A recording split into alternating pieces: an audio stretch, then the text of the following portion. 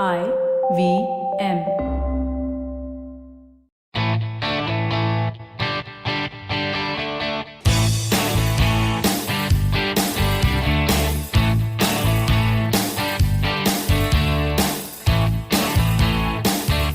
Hello and welcome to a brand new episode of the Musafir Stories, India's very own travel podcast, where each week we share the journey of travelers in their own words and relive their experiences with you, our listeners. Hey guys, welcome to a brand new episode of the Musafir Stories podcast. Hope you're all well and keeping safe. A couple of quick announcements before we kick off today's episode. Firstly, please keep in mind that the pandemic is not over yet. Make sure to get vaccinated and avoid any non-essential travel. We really wish and pray that we can all travel soon, but now is not the time. So make sure to take every precaution possible and avoid non-essential travel. Now, talking about today's episode, we're very excited to be talking to Ila Reddy about her experience visiting the Konyaks, also known as the Headhunters of Nagaland. As a part of this episode, we're giving away one copy of the book, The Konyaks, Last of the Tattooed Headhunters. To participate, just make sure you listen to the episode and answer 3 simple questions linked in the episode description. Good luck and on with today's episode now. So with that introduction, we'd love to welcome Ila Reddy, a travel writer who blogs under the website ilareddy.com. Ila, thank you so much for agreeing to be on the podcast and really glad to have you on. Hi, Ila. Welcome to the Musafir Stories. Hi, Saif. Hi, Faiza. Thank you so much for having me on the podcast. It's our pleasure. Ila, the introduction that we gave about you was pretty short, so why don't you tell our listeners about you and how and when did you start traveling? Okay. Hi, everyone. I'm Ila. I work with a technology startup and I travel whenever I get the chance. Travel has been something that I've enjoyed since I was a child, so I can't really pinpoint when I started traveling or when I started enjoying traveling. I think it's just been very core to how I've just lived. So it's just part of life. Apart from that, for a very long time, I was working with nonprofits, pretty much like right after college, which basically took me to remote places in the country that I otherwise may not have had the opportunity to go to, and are not really like tourist places. And I really valued that. And I think that's when I realized that just visiting places made me learn so much about the world, about life, about politics, about development, like everything under the sun. So when I moved on from nonprofits and I started working with startups, that's when I missed travel. And that's when I started making a more conscious effort to make time out just to travel, like not just a vacation, but travel in order to learn more, experience more. And yeah, so for the last couple of years, that's something that I've been trying to do. I also enjoy writing and photography.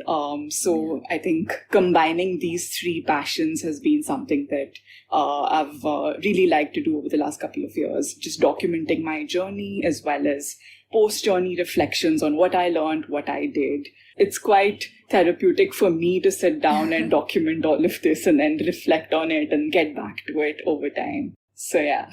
Yeah, we absolutely enjoy reading your blog. Yeah, definitely. A lot of those keywords kind of caught on to me. I latched on to remote, offbeat, reflections. I think your blog really nicely encapsulates all of that stuff. And for somebody thinking about what I'm talking, you should definitely go check out Ila's blog and website.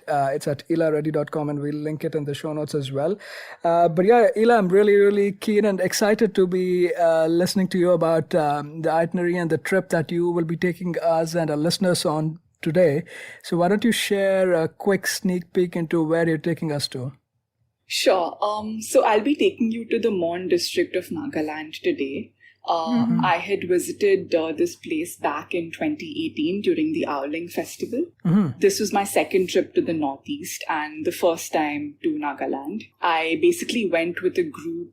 It was a group trip organized by Chalo Hopo, which is an experiential travel company based out of Guwahati. Right. The main idea was that because I was completely new to the state and like I had no local contacts, I didn't really know how public transport would work. It just made a lot more sense to go with a group that was led by someone who knew local people, knew what they were doing, and the focus was completely on the experience of it. Like, it wasn't a tourist itinerary.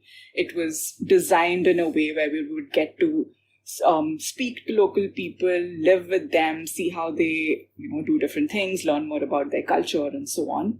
So the trip actually started from Guwahati. And we went to Kaziranga National Park, followed by Majuli Island. And then the third part of the journey, which was also the focus of the trip, and we spent the most time here, was the Mon district of Nagaland. This was in April. So like the first week of April is when the Aoleng festival is celebrated every year. And hence, like, we planned the trip such that we would be there on those days, that we could also participate and experience the festival in itself. And what about contacting the travel agency, Ila? I mean, did you do all these bookings online? And also in terms of permits and things like that, is that something a necessity? Because some of the northeastern states do require permits, right? And if yes, then is the agency going to help us out with that? How did that work out? Sure. So I found Chalo Hope on Instagram. So yeah, that was a nice the new Google stumble. Yeah.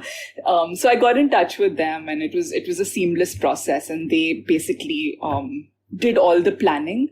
Great. We do need inner line permits in Nagaland, and now the process of getting it is pretty easy. Like, there's a website for inner line permits, so at least domestic travelers can apply. Like, all you need is a government ID and photographs, and there are permits if you issue. Did your travel agency take up this, or did you have to apply it by yourself?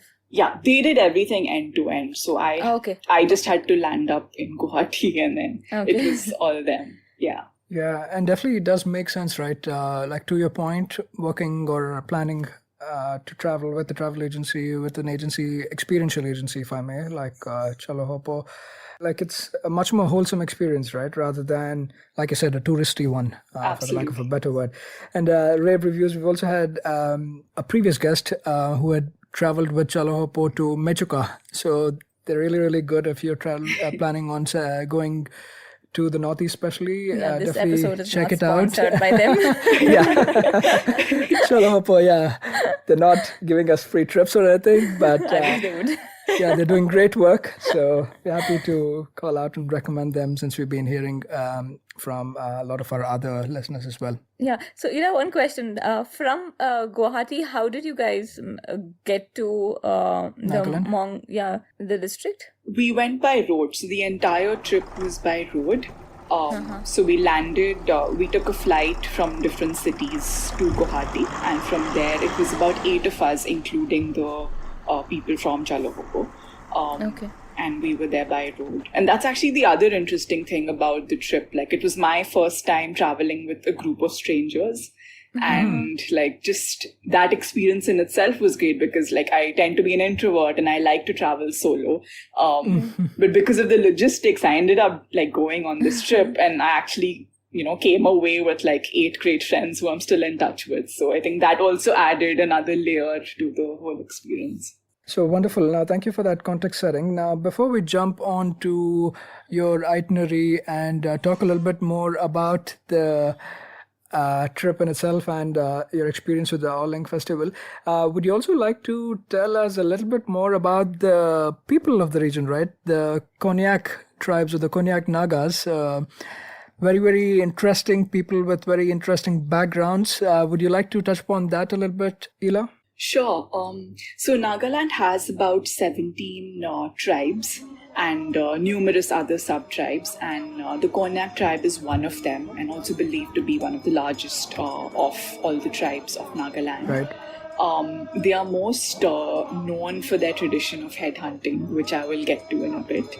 But the Konyak tribe basically resides in the Mon district of Nagaland, which is in the northeast of Nagaland. It's called the land of the Ungs, where Ungs are the monarchical village heads. And there are 9 Ang Tucks who are the most powerful of all these Ungs. and are believed to have pure lineage. So the Konyaks are identifiable by very intricate, beautiful body tattoos as well as pierced ears. It's something that's been practiced and it's an integral part of their culture and tradition. The facial tattoos are reserved for those who have earned them by taking the enemy's head in the past, a tradition that got banned since the advent of Christianity in the region, which is basically when the British came in. Most of the people with these face tattoos are now in their 80s and 90s and are believed to be the last surviving headhunters of Nagaland. The headhunting practice in itself was basically, just part of warfare. So Right. they believed that the head was basically, or the skull, which they would decorate and keep in a designated place every time they won a battle. It was believed that this is basically a pathway into the soul. So for them, the skull basically signified fertility and prosperity. So that's why they sort of brought it and put it in their designated areas in order to bring prosperity and fertility to the entire village. And it was like a symbol of victory. And that's where the name sort of comes in. In fact, Fijian Konyak, who's a writer, has written a book which sort of delves deeper into the culture and the traditions of the Konyak tribe. So that has a lot more details about different kinds of tattoos that are on Konyaks, as well as the headhunting tradition in itself. Yeah, really, really fascinating and a little bit spine-chilling as well for, especially to be thinking about this practice existing as recently as the 60s and the 70s, right? But yeah, I guess one of the traditions and just the way of life of the past, right? It's believed that basically they'd get into these wars as a way of acquiring more land or more kingdoms or whatever the setup was back in the day. And they'd bring these heads back as a war trophy. And like I said, to your point, they also signified the soul of the body and thereby bringing prosperity and fertility to the village. But yeah, really, really fascinating to learn about this. And one of the very few, or perhaps the only tribe that we know in India that did this, I guess. So thanks so much for calling that out, Ila. Really looking forward to some of your interactions with these tribes and the Konyak people as well. Now, tell us a little bit more about your itinerary as well. As you mentioned at the beginning, the key for this was attending the Aoleng festival, right? This is one of the primary festivals of the Konyaks. So tell us a little bit more about the festival, when this happens, and also how this is celebrated, because this is very, very different from what I looked up to, say, your Hornbill, right? Hornbill is more like a land gathering and a celebration, right, of sorts. So in terms of the authenticity, this one is a lot more authentic and has a connection to why it's done, the rationale, etc. So would you like to talk a little bit more about that? Sure. So the Hornbill Festival is where all the tribes of Nagaland participate and is at a much larger scale and is basically organized by the government, the state tourism department. Yeah. The Aoleng Festival is much more intimate and is celebrated just by the Konyak tribe in the Mon district. So in that way, it's much more low scale, not as touristy, and you actually get to be a part of the festivities, not just like an observer of it. So that's the main difference. Apart from that, the celebration is basically spread across a week, usually the first week of April every year. The main purpose of the festival is to welcome spring and the new year and to pray for a good harvest. I mean, it's quite similar to different parts of India where we have different festivals celebrating the arrival of spring. So this is quite similar on that front.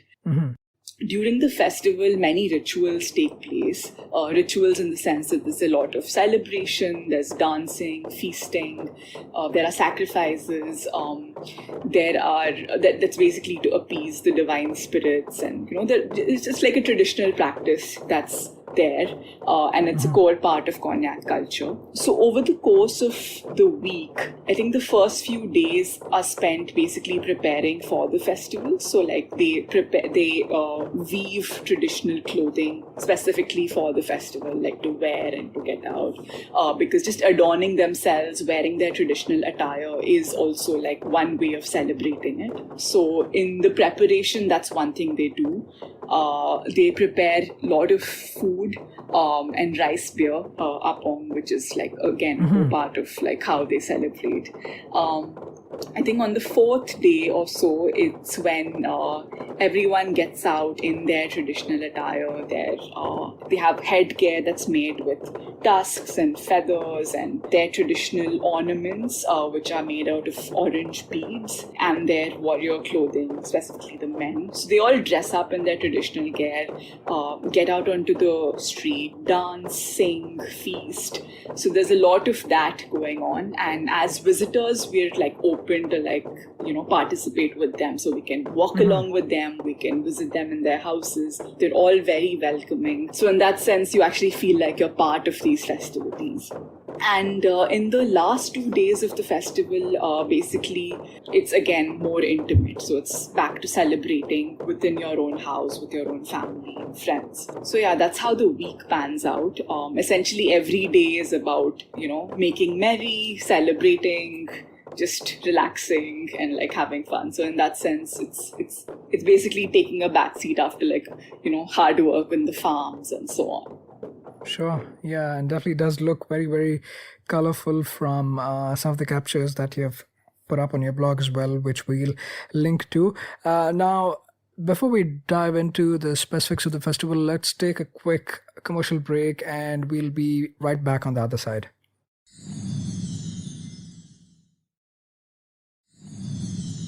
All right, we are back from the commercial break discussing with Ila Reddy about her trip to Nagaland and specifically her experience spending time with the Konyak tribe in their celebrations of Aoleng festival. Ila, talk to us and tell us a little bit more about your experience. You did give us a very good background about the festival, why it's celebrated, and the main features of the festival itself. But how was your experience celebrating this with the local tribesmen and also across different places, right? Because you spent your time traveling across a few different villages on your trip. Would you like to share that experience? Sure.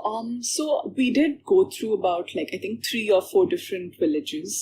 The first one was Sheong. We often associate Assam with tea gardens, but I was quite surprised when I landed in Sheong and we stayed at Fijian's house, who has a tea estate, and basically we had like a tent set right in between tea gardens on all 4 sides.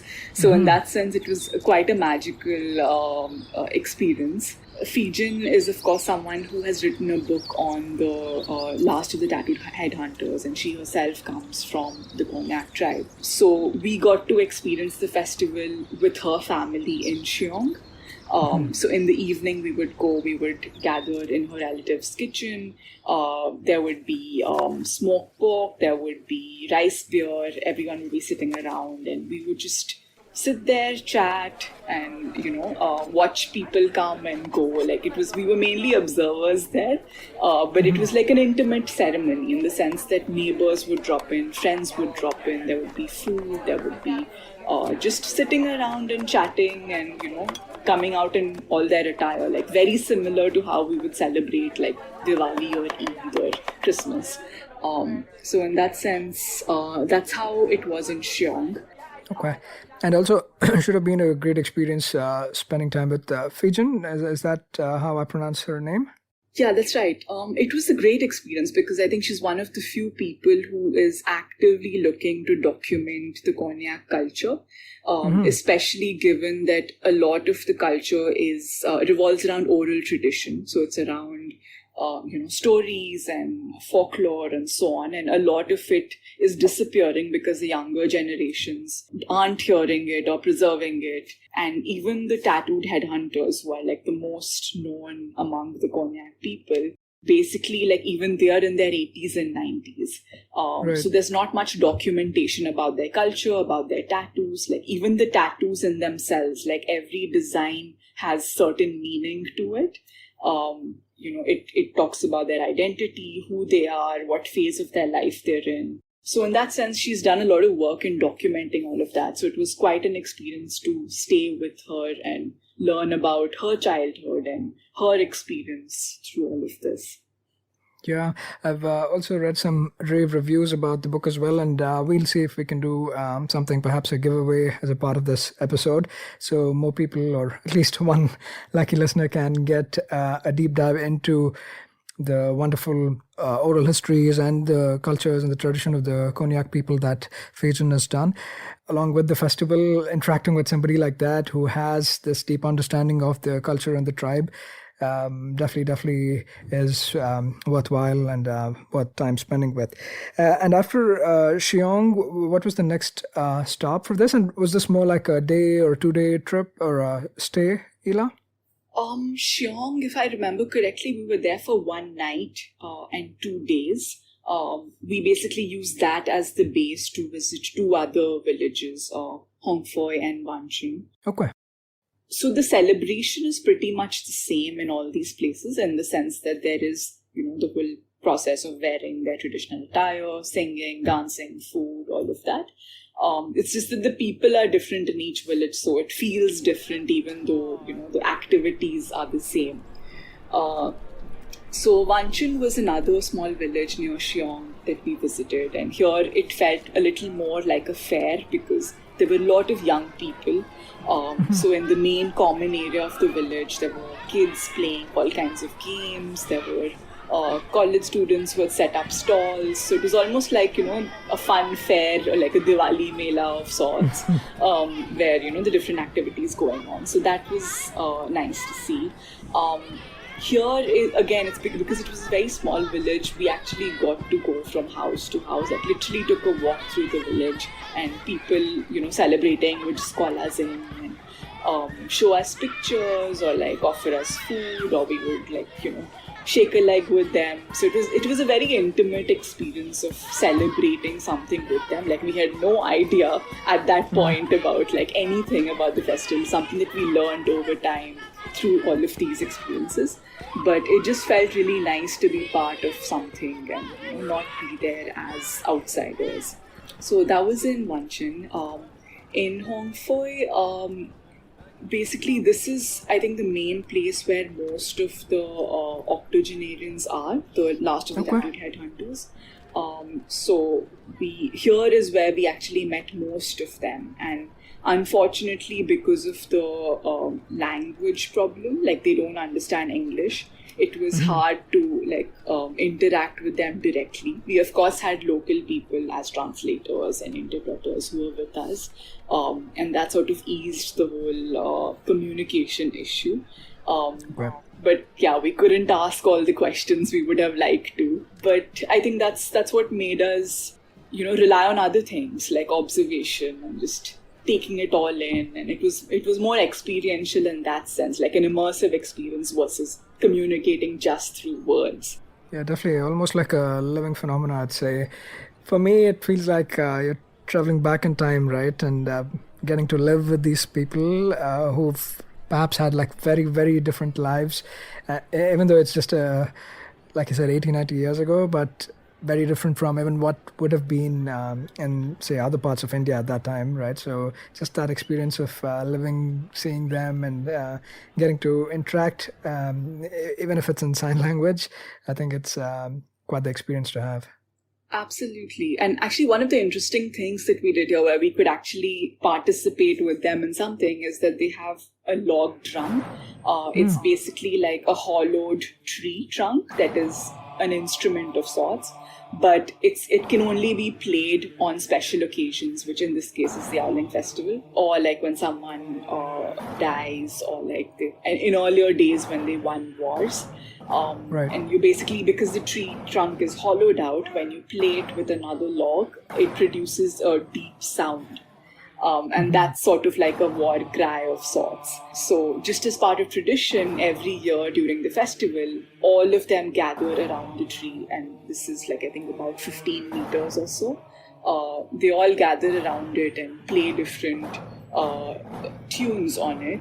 And that's something we could participate in as well. Like we were part of the whole group of people who were there beating the drum. So that was a super fun experience. Yeah, that's brilliant. And very, very fierce people also, right? Ila, not just the Konyak people I'm talking about, the people of Nagaland. We've been hearing from you about their headhunting and the wars they used to have and things like that. But even after the British came on, like these were one of the few people in India that stood up and fought them like tooth and nail, right? The Naga wars are perhaps something that's not discussed or not brought up as much, especially in the academics and curriculum of people living in bigger cities and in just conversations as well. It's not brought up as much, but these guys, their fears even beyond what we have spoken of. So, but yeah, great stories, and one can only be jealous and envious of some of the things you've managed to see and have a chance of participating with.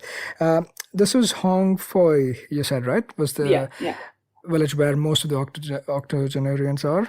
That's right. Okay, cool. And after this, was this more villages that you also touched upon, Ila? Just in terms of visiting while you were staying in Chiang? Yeah, that actually leads me to the next bit, which is Longwa, which is again on the easternmost side of Mon, and it's basically on the Indo-Burmese border. And what you were just mentioning, actually, it was quite interesting that though the activities were the same, here, like, we felt that the celebration was a little more aggressive. Like, there were, men did come out in their traditional gear with their guns, and there were gunshots, just to, like, in the air, just to sort of celebrate. But, like, in general, it felt a little more aggressive than what we had experienced in all the previous villages. So that was interesting. Again, this is on the Indo-Burmese border, and the interesting thing about this particular village is that half of it lies in Myanmar and half of it lies in India. And the Angs house, like, half of it is in one country and the other half is in the other country. So I think that's an interesting experience, and even part of the culture, right? Like, I think, like something I enjoyed was just eating all these random knickknacks that were from Myanmar. That I'd never even heard about, but because it's a border village, a lot of their groceries tend to be like Burmese products. And that was such a revelation for me, because, I mean, like, as you said, I wish we had learned about so much more of these different cultures and tribes in school and college. Unfortunately, we haven't. But yeah, it was wonderful to sort of at least learn about them right now. And definitely about the Ang, the chieftain, right? Basically, the Ang that you mentioned. Very, very peculiar story. And I came across this joke that he sleeps in Myanmar, wakes up in India, or he eats in Myanmar and sleeps in India, or whatever, just because it's split across, his house is split across, right? And also shows the limitations of borders, I guess, right? You can't really just draw lines and cut off cultures and people from one region to other, right? These guys are lucky enough that it's not been really fenced or anything like that, right? It's, I guess, at least to a certain extent, and I believe even for these people, the locals, you don't really need any sort of visas or anything to cross over to the other side. Yeah, they can openly go to the other end, because it's basically like almost the same. I mean, it is the same village, just divided across the border, and they have relatives on the other side and all of that. So for the local people, they can easily like go from here to there, and in fact do, like, whether it's for shopping or to visit relatives. That's something that they do. And also from a few of the other things that I was looking up right now, it looks like the lives of kings that these people or the Angs enjoy, right? 60 wives is what I read. I don't know how much truth there is to this, but apparently polygamy is one of the practices that and the kings for the Angs follow. And even in terms of their lifestyle as well, looks like pretty laid back and lavish, and opium seems to be quite a significant part of their lifestyle too, right? Yeah. It's actually, it's a problem in the sense that because it's part of their culture, it's also an addiction of sorts. So in that sense, I think that's something that we experienced quite starkly in Longwa specifically, because like the men were just out during the day. The women were in the field, and basically like little children, like toddlers, were taking care of their younger siblings at home. So in that sense, it was like some of it was disturbing, some of it was inspiring in the sense that these young kids were very responsible. Despite all these challenges, I've never seen like happier kids. Like they were giggling and running around, and even giving them small toffees would just, make them so happy. Like it was quite like interesting and quite an experience to just spend time with them. And in fact, being on the Indo-Burmese border, like on one morning, we actually hiked up to a point where we could see Myanmar from the other side. It's called pillar number, I think 155, if I remember correctly. It's just a small hike up the hill, and that's actually the other interesting thing. I think most villages here in Mon are on hilltops, and it had strategic value in the past because they could spy on enemies who might be approaching.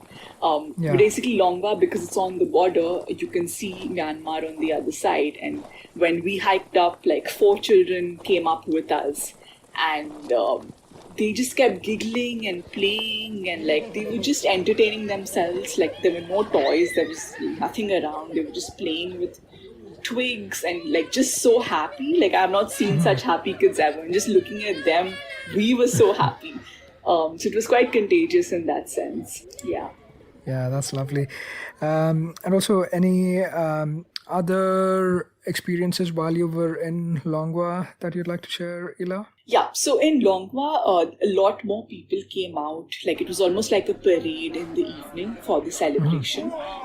So like the women and the men's chambers were different.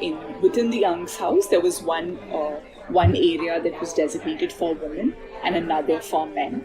But all of them came outdoors to dance and sing and so on. So it was interesting to see even their movements and their dance and singing, because it was clearly different between the men and the women.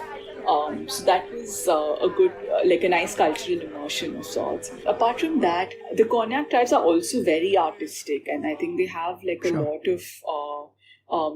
lot of handicrafts itself and a lot of artisans. So like one evening we got to visit a gunsmith's house. So he was making guns like within his house, and we could actually sit there and see him.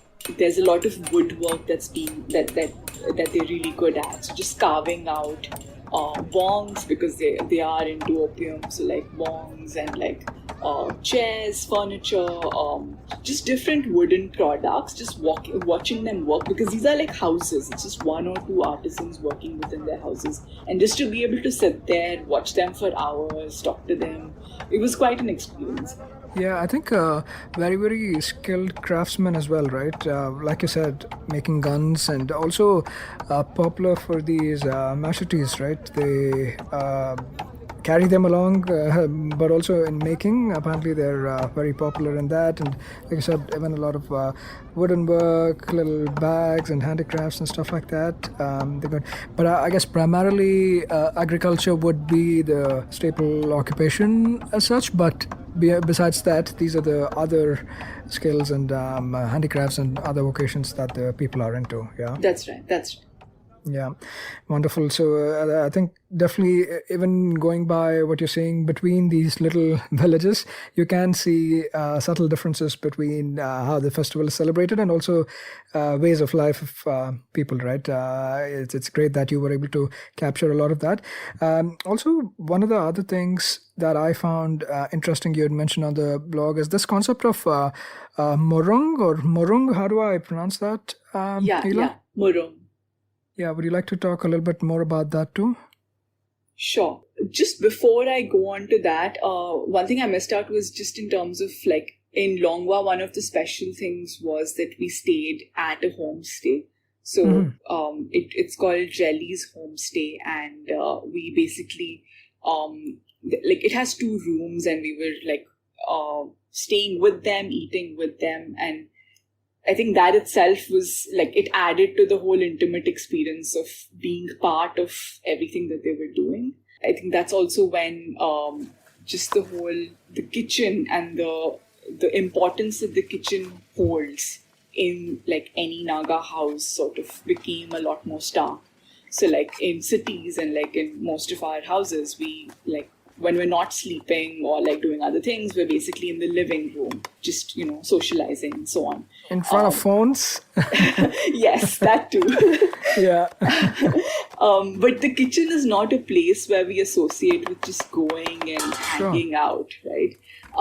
Whereas here, like that's something that really like stood out for me when I was there. How the kitchen was the biggest space. It was right in the middle of the house. It was where everyone hung out when they were not doing anything else. So whether it's, or even if they were, like if it was a kid doing a homework, then she was in the kitchen. If we were not outdoors and we were like, back in the homestay, we were chatting in the kitchen. Like, neighbors would drop by in the kitchen. So like in that sense, the kitchen was the main social space. Sure. And even in context of the festival, right? Like everyone who came, like they would visit the kitchen, and that's where they would drink, eat, make merry, chat, all of that. I think an interesting concept because I very vividly remember this even from our conversation on Mechuka, that perhaps is a thing in a lot of the places in the Northeast, right? That kitchen, even in terms of the utility and the functionality of it, it's very different, right? It's not just where you cook food. It's also a place, like you said, where you hang out and you just do everything, and also keeps the family knitted closely together. Obviously, at least right now, perhaps there's not as many different things that you can do, or like us spoiled city dwellers, just be in our phones, right? Wherever we are and whatever part of the home we are, we just in our phones. That way, the kitchen kind of keeps the family knitted, as well as visitors and things like that. That forms that communal space, if I may. Exactly. So coming back to your question about the Murung, it's basically where the Konyak boys used to live until they got married. It's where the log drum that I had mentioned earlier is kept. Okay. In fact, the word Murung is derived from an Assamese word, which means a big tree drum. So this is like a bachelor's dormitory where the village youth, when they entered puberty, they would enter the dormitory and remain there until they got married and set up their own house. So actually every Naga village has a murung, which is usually at the entrance of the village or at a place where it's well guarded. It is decorated with trophies of war and wood carvings and animal skulls and so on. In the middle of it is the fireplace, and it's actually where we met most of the tattooed headhunters. The structure of the murung is, of course, in the traditional Naga architectural style. And the purpose of it is mainly to help boys develop certain skills and qualities that are necessary to protect the village. So things like bravery, endurance, and self-reliance, and so on. So the murung is an institution in itself that has its own rules and regulations. Yeah, wonderful. Now, just as we were touching upon the kitchen, the Naga kitchen as well, right? I would definitely like if you would speak a little bit more to your experience with the Naga food as well. We've been hearing a lot about that, and it's also very different and has a lot of things as a part of their staple, which, in mainstream you won't have experienced that as much. So would you like to share your experience with Naga food and also this whole concept of the Naga kitchen itself, Ila? Sure. So for one, like the food, we basically had, like we ate food only that like what was in the homestay. So it was home cooked food every time. So in that sense, we actually got authentic food. Like it wasn't made to our taste. And I think a couple of things stood out. For one, like the meat in itself is slow cooked meat. So it's like, so the kitchen is the biggest space, right? And you have the fireplace right in the center, and there's a certain like a wooden platform that hangs above the fire. It's also like a storage area. So like they keep vegetables, but they also keep meat. So they hang meat there, and it slow cooks with the heat of the fire, like sometimes for hours, sometimes for like a couple of days. So in that sense, like it's a different flavor altogether. Like there's a certain smoky flavor to the meat, and that basically stood out. The other thing is in terms of the vegetarian stuff, like there's always dal. So like one of our group members was actually vegetarian, and like, you know, we typically tend to think that Nagaland is not a place for vegetarians and you have to survive on something very little. But even like something as simple as like the aloo and the dal and the, you know, the Naga red rice was so delicious that like I wouldn't mind being a vegetarian in Nagaland. So that was also a revelation. And they also make like a lot of, I think because of the similarity with like, you know, Myanmar and other places, a lot of their vegetarian dishes are like soup based. So there's like, there's a lot of fermented vegetables and leaves and leafy food, more like soupy dishes that are also served. So that was an interesting mix because like the dal was very similar to what we would have like in any other, you know, culture, like the yellow dal that we have. Right. So it was an interesting mix of like something that we're not used to, like of course very spicy because of the Naga chili, and like you know, mix of all of this together. So that was delicious. Yeah, wonderful. And how can we skip or forget about the rice beer, right? Because that's also one of the unique things in the Northeast that is very popular.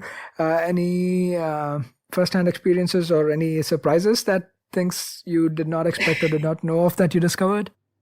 No surprises. Of course, it was free flowing throughout the festival because I mean, this was the week that everyone, you know, left work aside and just, you know, took some time off to celebrate and unwind.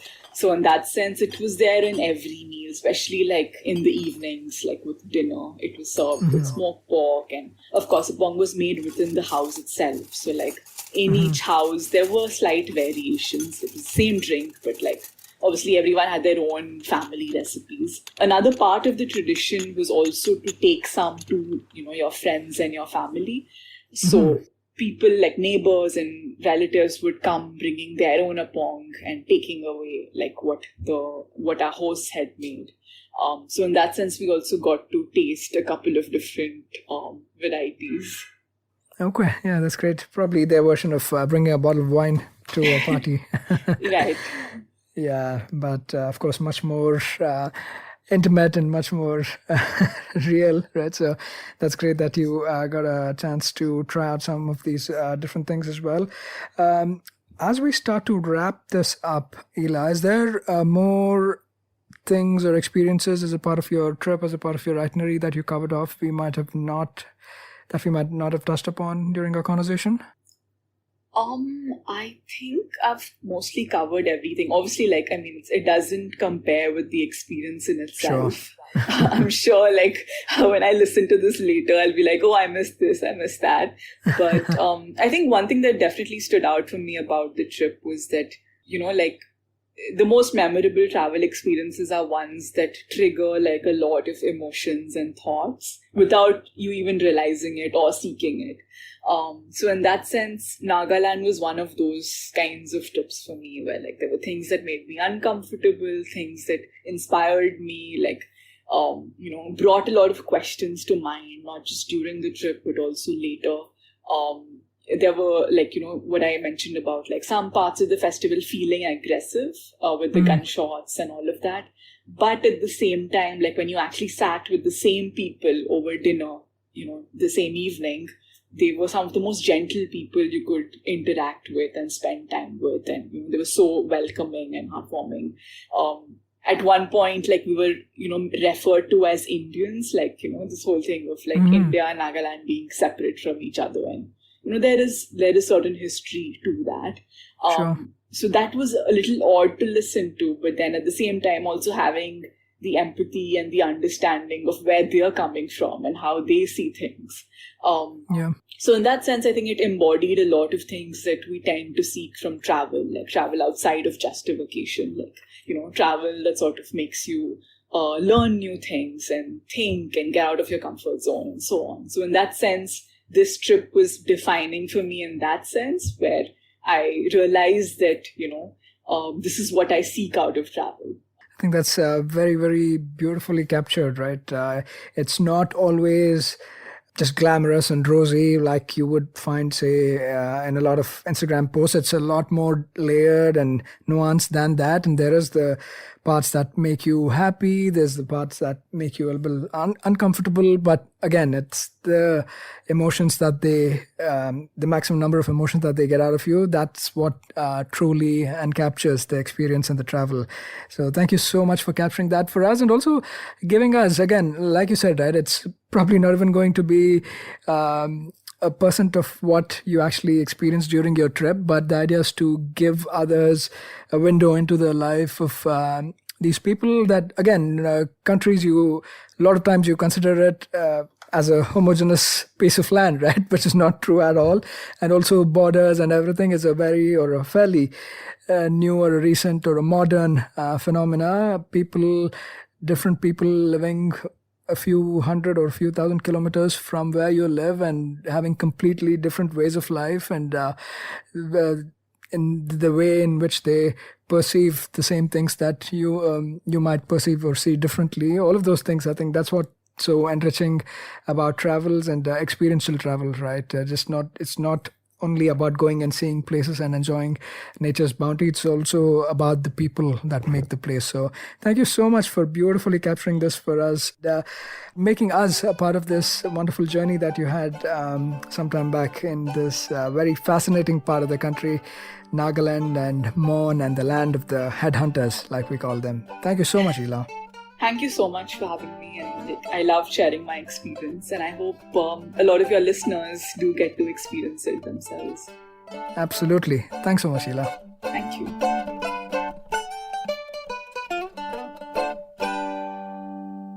That was yet another great episode on the Musafir Stories. Make sure to show us some love by sharing the podcast with your friends and family. We are on Instagram and Twitter at Musafir Stories. If you like this podcast, don't forget to check out other interesting podcasts on the IVM network. You can listen to us on the IVM podcast app or the website. Follow us on our social media. We are at IVM Podcasts on Twitter and Instagram.